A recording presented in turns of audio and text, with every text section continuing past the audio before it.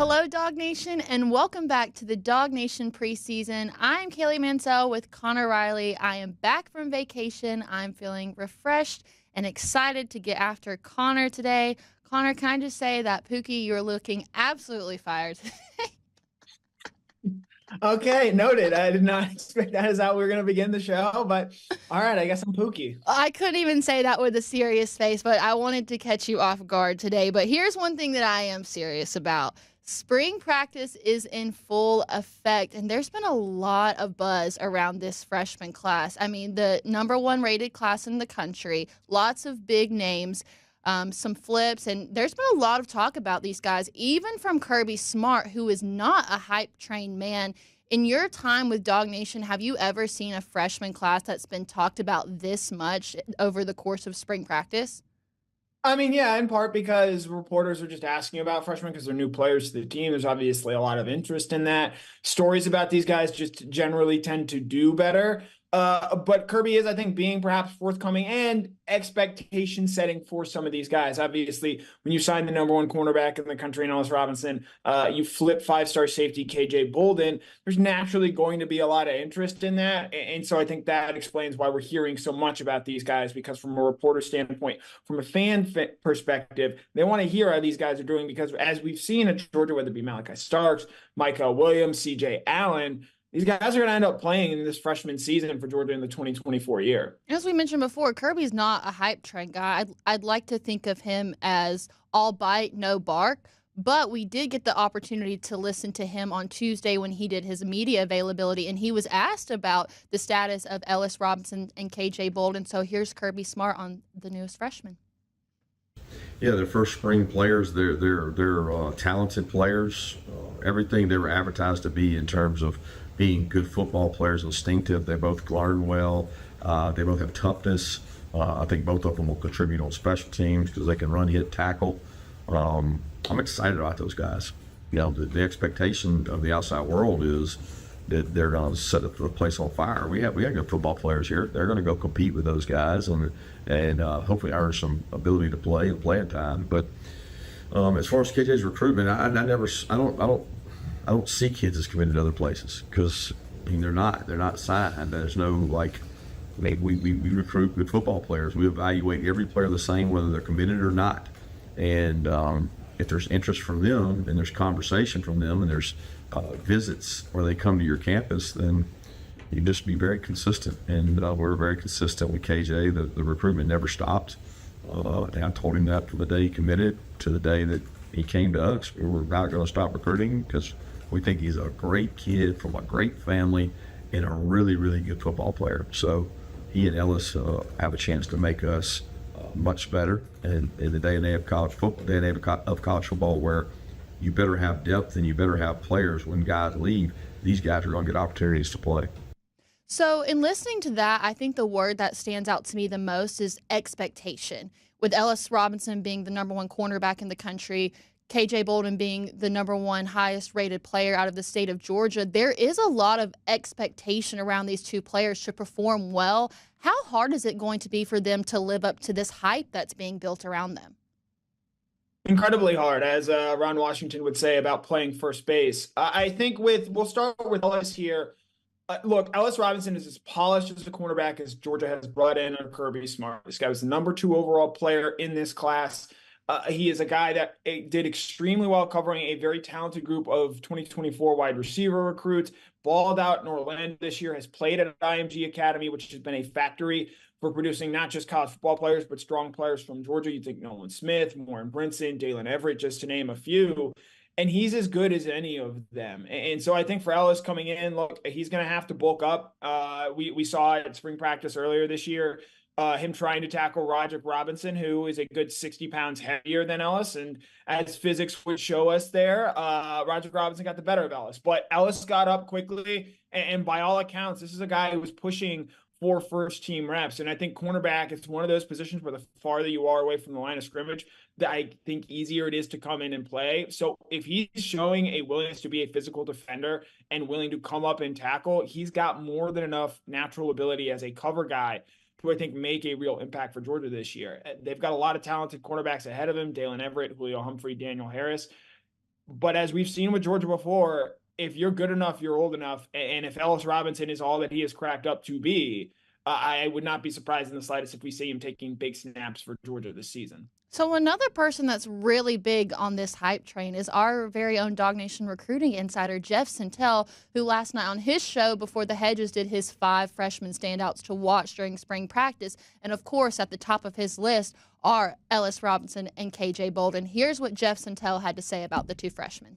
You're hearing a lot about Ellis Robinson, of course, and he's making a play, whether it's an interception or in coverage. He's been consistent. KJ Bolden, you got to give the Buford safety a lot of this. He's also flashing a lot, making a lot of plays. Everybody sees how well he moves. He's actually shown a little bit more physicality than most maybe what would have thought out of the gate. Again, Jeff Sentell has been very high on these 2 players, both since they've been signed, even though KJ came a little bit later. That was a humongous flip for Georgia. But these are 2 guys who I feel like they are the 2 most notable names in the entire class. And as you've gotten the chance to hear what they've done during spring practice, do you have any sort of player comps for them or anybody that you see them as comparable to in their play style? That's going to be tough because I just haven't seen them actually line up and play to this point in terms of what they're going to be able to do. I would note that KJ, he's not quite as big as Malachi Starks is. I know that there might be some expectation for KJ to come in and play right away as Malachi Starks did. Malachi's a good bit bigger and had just had a bigger frame and thus was able to carry more weight as a freshman at the University of Georgia. But I think as Jeff touched on there, KJ has shown a little bit more physicality than I think some people anticipated when he first signed with the program. And Georgia does have some openings at that safety position. And with Malachi Starks out this spring, there are tons of reps to be had. And it already sounds like KJ Bolden is making the most of those opportunities. There's still a long way to go before Georgia's first game against Clemson on August 31st. But by all accounts, KJ Bolden, a guy who had a lot of hype coming into this spring, has already lived up to it and then some with how he started spring practice. So as G-Day gets closer and approaches, that'll be the first time that all of us get a chance to see them on the field. What would you like to see out of Ellis and KJ as G-Day approaches? I'd like to see them tested and sort of thrown to the fire. And look, we know with G-Day, Georgia's going to throw the football more. That is how they have always done it. I want to see them really test, attack, and go after these guys. Specifically, I want to see Carson Beck sort of hold their feet to the fire and force them to make plays and see how far along they are. I don't think it's the worst thing in the world if these guys give up. I don't think it's the worst thing in the world if these guys give up some plays in that spring game, in part because that just shows that Georgia trusts them and ultimately wants to get the most out of them. So in addition to KJ and Ellis, another big name within this signee class is Joseph Jonah Ajanye, a.k.a. Nigerian Nightmare, a.k.a. JJA. He's a 6'4" D lineman out of Conroe, Texas. Another big name in the class, came over with Justin Williams. And Kirby Smart in his media availability the other day actually touched on Joseph Jonah Ajanye. So here is what Coach Smart had to say about him. Well, I don't know how his development plays out. I think that would be remiss to me to sit here and tell you I know what this guy's going to become. I mean, no defensive lineman comes in here and just dominates the freshman year. We haven't had any. I think he can provide depth. I think he can get a lot better. The good news is he's getting a lot of work with Ty Dawkins out. He's getting 40 to 50 reps a day, which is huge for his development and get better. He's not having to sit over there. Some of the mid-years take 20 to 25 reps. He's getting 30 to 40 reps. And I think it's going to speed up his process and help him provide us some depth. So for Kirby to talk about how many reps he's getting in comparison to others, what does that say about Joseph Jonah Ajanye, the fact that he's already this involved in spring practice? Well, I think it speaks to some of the injury situation that Georgia has, specifically at the defensive end position. Tramel Walter played a ton of snaps there over his time at Georgia. He's now off to the NFL. Tyrion Ingram-Dawkins is a guy that I think could and will play a ton of snaps there, but with him dealing with a foot injury and out for this spring, it sort of shows that, hey, they're trying things at this defensive line position. And I think one of the things that really stands out with Joseph Jonah Ajanye and seeing him there is you watch him at practice. They did have him following Michael Williams from drill to drill. And we know Michael is going to play a little bit more outside linebacker this year. I think he's also still going to play some defensive end, but with Michael moving around a little bit, maybe that does create an opportunity there for Joseph Jonah-Ajayi. And I'll say this, you see 6'4", 280 pounds on a sheet of paper, and you don't really have much of a just grasp of how truly big that is. His shoulders are so wide, and he really stands out when you see him at a field level. And for that kind of physicality to already be there as a true freshman, I think is really encouraging for what he might be able to do long-term. As you heard Kirby Smart there, look, I'm not expecting Joseph Jonah-Ajayi to come in and be a disruptive player. One, that defensive end position for Georgia just doesn't ask them to do that. They really ask them to set the edge and hold it there. But the fact that he can potentially maybe be a rotation player for Georgia early on, I think is very encouraging for his long-term development, because we saw with Trayvon Walker, a guy with a similar physique, come in and play a specified role in his freshman year for Georgia. And over the course of the year, he really developed to where at the end of the Auburn game in 2019, he makes a game-ending sack there. So again, I think with Joseph Jonah-Ajayi on that defensive line position, he's not going to be a day one starter. That's okay. The fact that he's already sort of turning some heads here and playing hard and doing the right things to fit into this Georgia program, I think is really encouraging for what I think his development can be within the course of this 2024 season, and obviously his overall career at Georgia as well. I think it's really interesting that in spring practice, he's having JJA fall around Michael Williams. What do you think it is that Michael is going to be able to teach JJA in order to help develop him in the future? I don't know how much of it is, Joseph Jonah learning from Michael, but just sort of seeing, okay, this is how Michael does things. This is how we envision using Michael. And I think we can also potentially use Joseph Jonah-Ajayi in a similar role there. And it's important to know when comparing the two, like Joseph Jonah-Ajayi is just has a bigger frame to him, has a little bit more meat on his bones, and thus I think can be a more natural defensive end there, a guy that can hold the edge and sit there on the end. Whereas Michael Williams is a little bit of a tweener, and so he could be an outside linebacker, he could be a defensive end. And in a lot of systems, I think that versatility is welcome. But for Georgia, he's a guy that they're going to move him around a lot and ask him to do a lot of different things. And so I think that's the thing that they're really trying to get Joseph Jonah-Ajayi to grasp. Being a versatile defender, a guy that can move around, potentially kick down inside on obvious pass rushing situations. And so if they're able to get him to sort of mirror and see what Michael can do, I think that is only going to potentially help him as he transitions into being a college football player. So the last freshman I want to talk about is another person that Jeff Sentell has been really high on, and that is linebacker Chris Cole. In his 5 freshman standouts last night on Before the Hedges, he spoke about Chris Cole, and I think that Chris Cole is in an interesting position because Smile Munden's out for the spring. So this is somebody that's getting a lot of reps. Here's what Jeff had to say about Chris Cole. Chris Cole is another guy. Chris Cole's a guy everybody's impressed by his length. They're impressed by how well he moves in space, how he can be adaptable to being an inside backer, a box backer, but then also a guy out in coverage. So as we said, with Smile Munden out, Chris Cole's getting a lot of reps, but this is a really, really young linebacker room. But you're also very high on this linebacker room. We talked about it when we did our spring position previews. What is the likelihood that Chris Cole is really going to get into the mix this fall? Slim to none, and that just speaks to, I think, where this linebacker room is. Look, there's no Smile Munden, and that's good to allow Chris Cole to get reps right now. But Jalen Walker's had a really strong spring for Georgia. C.J. Allen and Raylan Wilson are going to play a ton of snaps for the Bulldogs this year. You have Troy Bowles there, who's a veteran now, or at least is a more experienced player in that linebacker room. And not to mention that you also have 5-star freshman linebacker Justin Williams and 4-star prospect Chris Jones there as well. It's a really, really deep linebacker room. You think even potentially deeper than it was a season ago. And while, yes, you did see freshman C.J. Allen and Raylan Wilson have to play roles this season or that season, I think with Chris, the big thing is going to be, look, this guy was a defensive back at times during his time in high school. How much and how quickly can he pick up and learn that inside linebacker position where they're asking him to make a bunch of calls and do a lot of things at that center of the defense there? He's got an incredible frame and has a ton of promise. But I think right now I might disagree with Jeff a little bit in terms of hyping up Chris Cole so much, only because of the talent Georgia has in this inside linebacker room. And I'd be pretty surprised if he makes an on-field defensive impact. But he's absolutely going to be a guy that plays special teams for Georgia this year because of his athleticism and ability to impact the game in that aspect.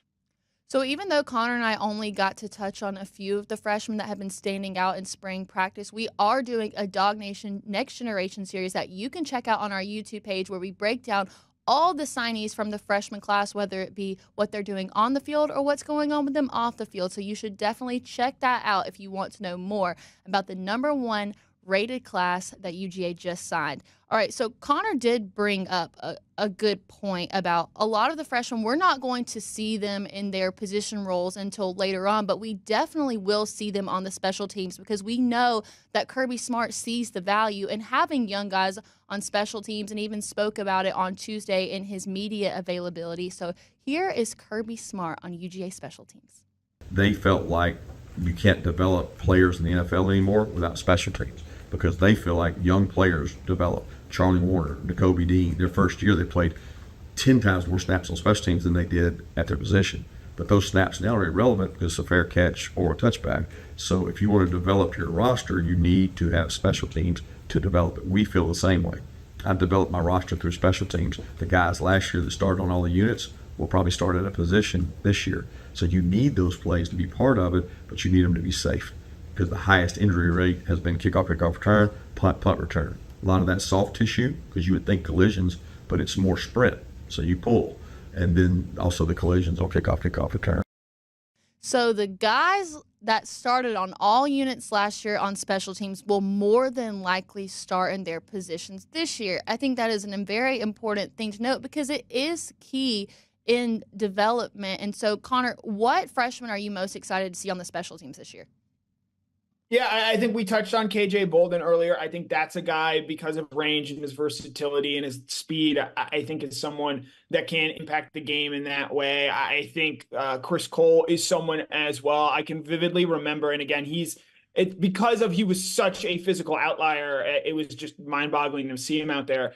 They had Trayvon Walker on the kickoff team at 6'5", 280 pounds as a freshman, and just seeing him in that role is really eye-opening. And then it doesn't surprise you that Trayvon Walker ultimately goes on to become a very good player at Georgia, a #1 overall pick, and now a 10-sack guy in the NFL. And getting him out there in the kickoff role, I think was an encouraging sign of his development, of his willingness to buy in, of his ability to be a team player and just try and help this team in any regard. So you often look at those sort of running backs, wide receivers, cornerbacks, some linebackers there, occasionally some defensive linemen pop out. I think maybe a guy who he won't be here this spring, but maybe in the fall, you look at a guy like the running back Nate Frazier, I think could be someone that'd be very interesting in seeing how he goes about playing on special teams, because we've got a long list of guys that throughout the time here at Georgia have used special teams to break into the backfield. It's no secret that Kirby Smart likes his freshmen to play on the special teams. A lot of guys got their big start there.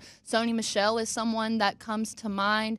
And you see the stars that they ultimately go on to become. And this is something that, a lot of people in the UGA media and Dog fans know that this is a thing. Do you see the benefit, or what Kirby's trying to do in having these young guys play on the special teams? And is he doing it right? Yeah, I absolutely think he's doing it right. I mean, the most classic example is in 2018 when Zamir White first got to Georgia.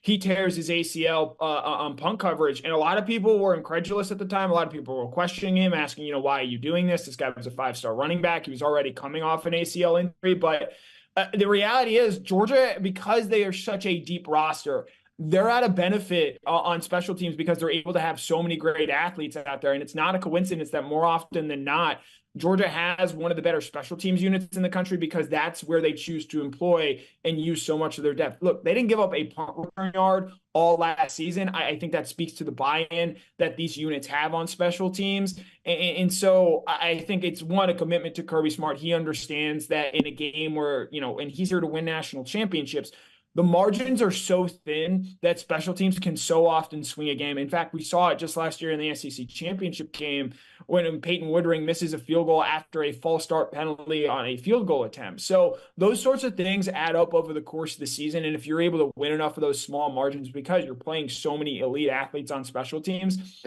odds are over the course of the year, and especially in the biggest games, it's going to make a big difference.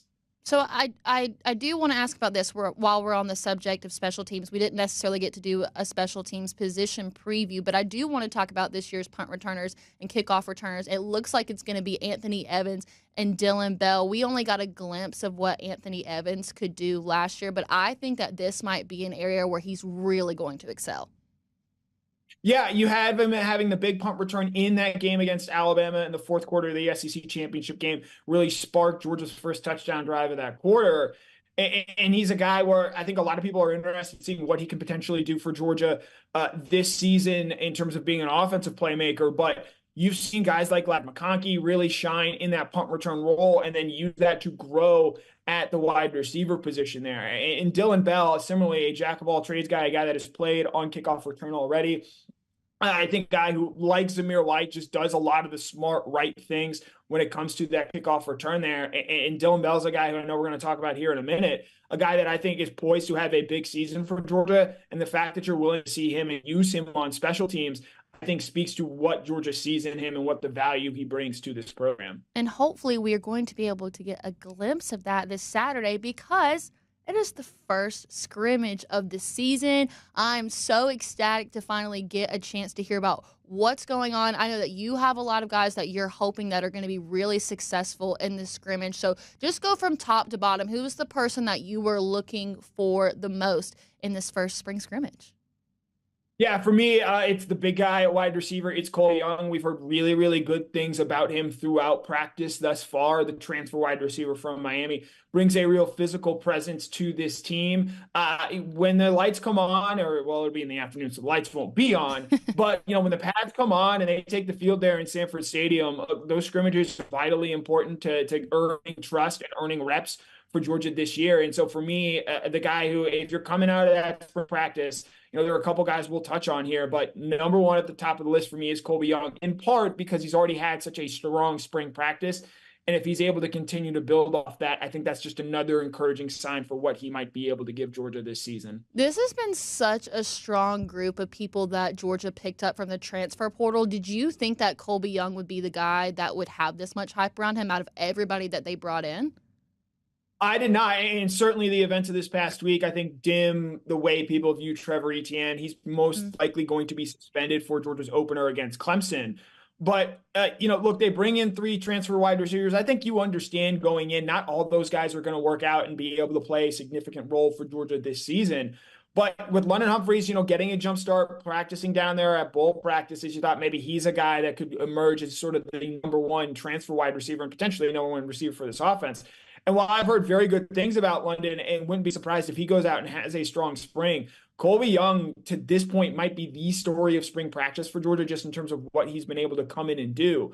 And if he's able to build off that in the spring, it gives Carson Beck another, outside wide receiver that he can throw to. And with his size and ability and the fact that he has some proven production at Miami, I think that's very encouraging for what this Georgia wide receiver room can possibly have for the 2024 season. Another wide receiver that I think needs to have a strong first scrimmage is going to be Dylan Bell. I really think about what he did last year at the Tennessee game, but he's coming in this year. He's going to be a leader out of all of the wide receivers. He's going to have to make a lot more progress. So by the time that you get to see him at that first scrimmage, what improvements are you hoping to see from him?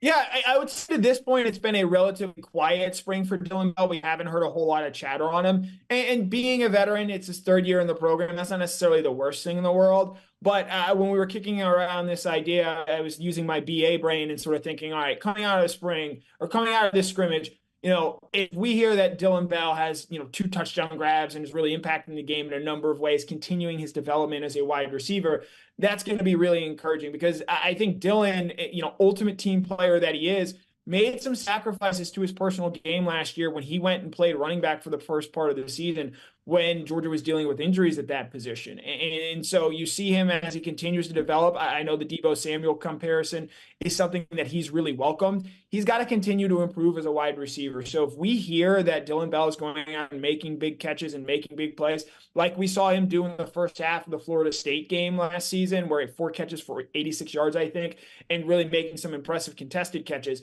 I think that's another encouraging sign for him, because I think we all agree if Georgia's going to reach its ceiling this year, it's going to need someone in that wide receiver room to emerge as the true number one target in a way I think Brock Bowers and Ladd McConkey both were at times last season. And I think, to me, Dillon Bell is the best bet to be that guy. So if we move to the defensive side of the ball, obviously earlier in the show we talked a lot about KJ Bolden and Ellis Robinson, but there is another safety, Janelle Aguero, sophomore, somebody that you've spoken highly about. And at the end of this scrimmage, what are you hoping you're going to be able to say about what Janelle Aguero is capable of? Yeah, I think the big thing for me coming out of this spring is with some of the openings they have in the secondary, you want to hear, because obviously one of those safety spots in that corner spot, they're going to continue that battle, I think, into the regular season and include some rotations at that position. But I think if we see that Janelle Aguero is the guy who's emerged as the first team starting star, sort of that nickelback role player, the way Tyke Smith did it so well for Georgia last season, I think that's really encouraging, not just for Janelle's development there, but also just this Georgia defense and having somewhat of a known entity at that star position, because we saw last season the impact that a kind of player there can have at that position. And I think Janelle Aguero has unique athleticism. He is a guy that can play both star and safety, and he's going to cross-train and do both. But I think he has a chance of making a real impact for Georgia at that star position this year, similar to what we saw Tyke Smith do a season ago. And this time last year, and certainly in August, Janelle was a guy that was getting talked up as a guy that could possibly play as a freshman. The way I think we were talking about KJ Bolden in a similar way, but ultimately suffers an injury in fall camp. That makes things tough sometimes to see guys through, and especially at the start of a season for a young player. So if Janelle's able to build off what he did last year and go ahead and play in this spring game and play well in this first spring scrimmage, it's an encouraging sign for both his development and also what I think the secondary has. With Smile Munden out, CJ Allen coming back, I feel like all eyes are going to be on this linebacker group. Is there anybody that you're going to be paying specific attention to? Yeah, as the leader of the Jalen Walker fan club, he's had a very good spring by all accounts there, and they're really developing him at that inside linebacker position, because it's a chance to learn, to grow. And when you watch Jalen Walker play, especially when you see him coming off the edge, he is such a terror there, and it is obvious that he can be a real impact player for Georgia there. But I think when you went back and watched some of his 2023 tape when he was playing inside linebacker, you could see him sort of thinking through the game and I think playing a step slow in terms of reacting and reading things. I think if he's able to go out and play well, and we hear that, he's a menace and Georgia had a tough time blocking him, he really blew things up in the run game. I think that's a further encouraging sign, because I think, as you and I have both said, Jalen Walker is undoubtedly, I think, one of the 5 most talented players on this defense this year for Georgia, but he doesn't exactly have a home or a place that he can step in and play on an every down basis. So Georgia's going to have to get creative there. If he keeps making strides at that inside linebacker position, I think that's very encouraging for Georgia and what this Georgia defense might ultimately be able to do in 2024. With the first scrimmage on Saturday, make sure to check out DawgNation.com to keep up with all things UGA spring practice. Connor's put some excellent articles up. I'll give you the plug. I got you. Some excellent articles up on the pages of DawgNation.com, so make sure to check those out, and you're definitely going to want to check it out Saturday after UGA's first scrimmage game. All right, I'm not going to give away much. Just know that we have a new segment. Here it goes. It's time for the Connor Kaylee Showdown.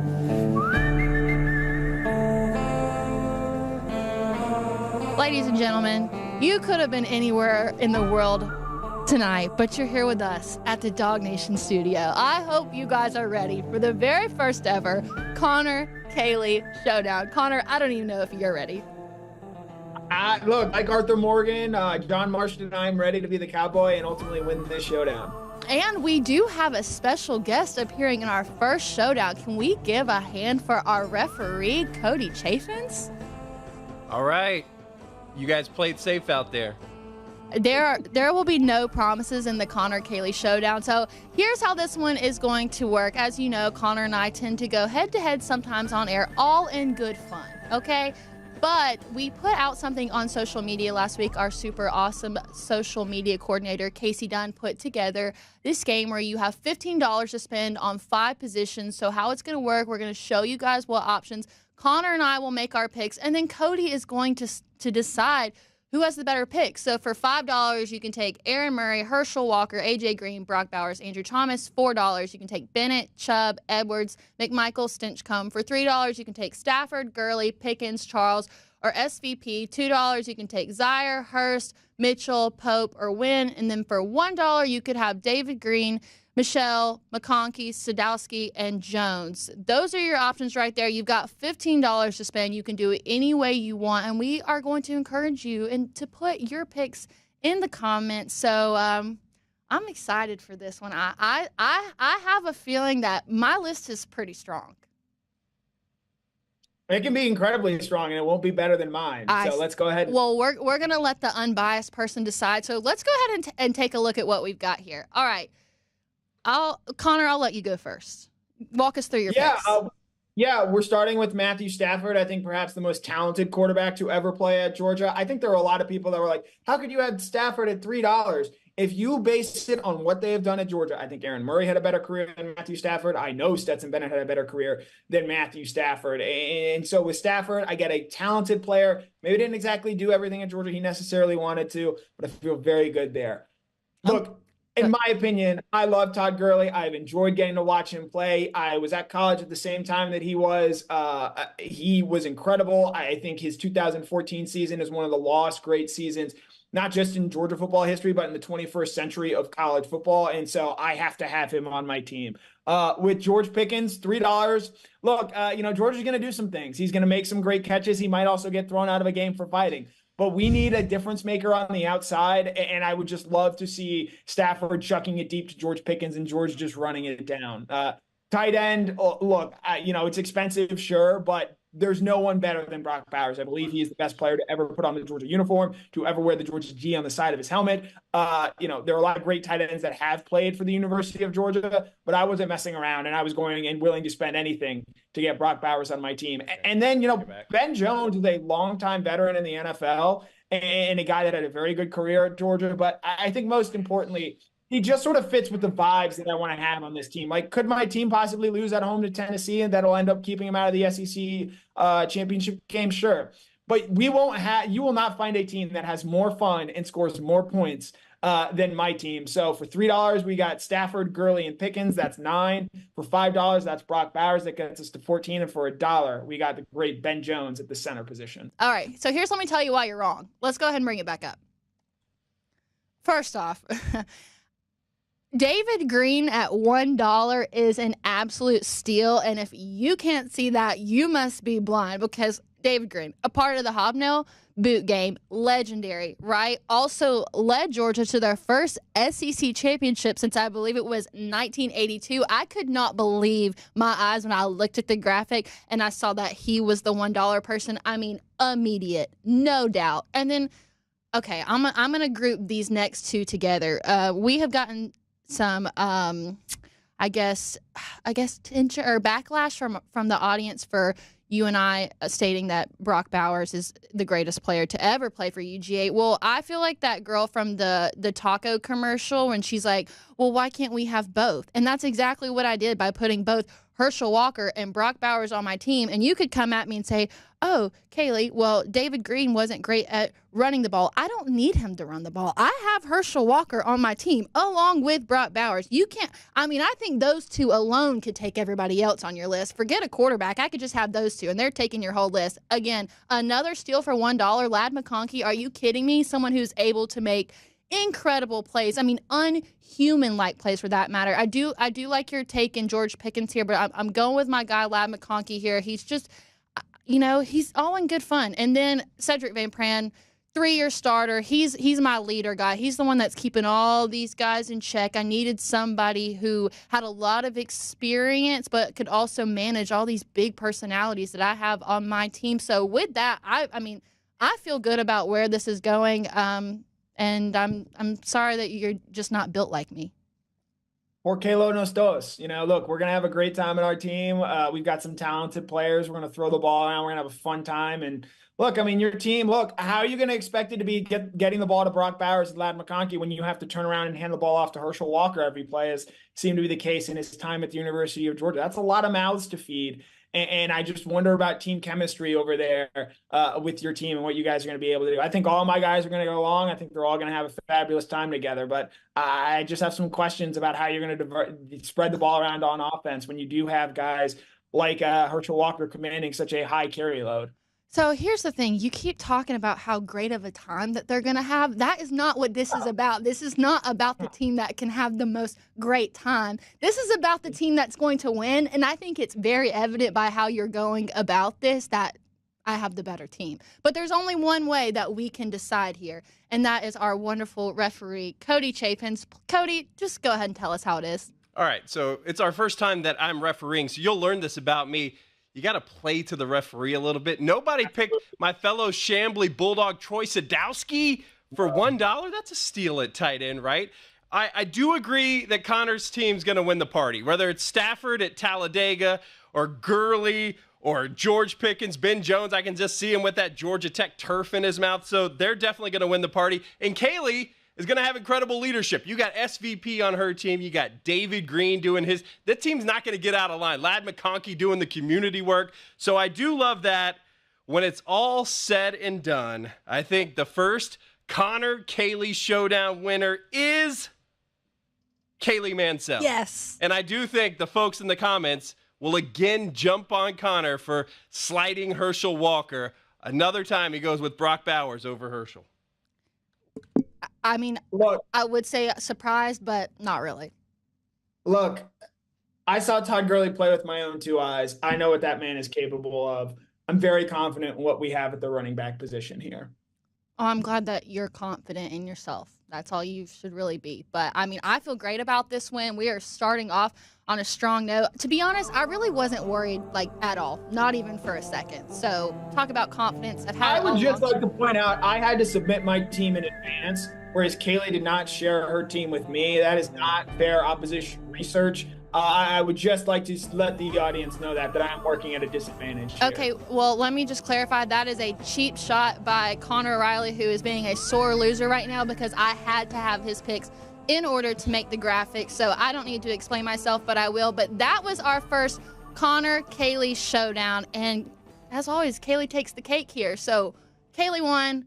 Connor 0, Cody Chafins, we thank you for being the best referee out there, and now we know moving forward that we've got to cater to the refs, so that hopefully will help both of us going forward. But DawgNation, leave your thoughts in the comments. We want to know what you think. Who would you pick for your team? And as always, thank you so much for joining us here on the DawgNation Preseason. Make sure to check out all of our past episodes on YouTube. You can also check out the Next Generation series to learn more about the freshmen that we have, and of course, all of our shows that we do each week. Again, DawgNation, thank you for joining us on this DawgNation Preseason. I'm Kaylee Mansell with Connor Riley, and we'll see you right back here next week, 7:30.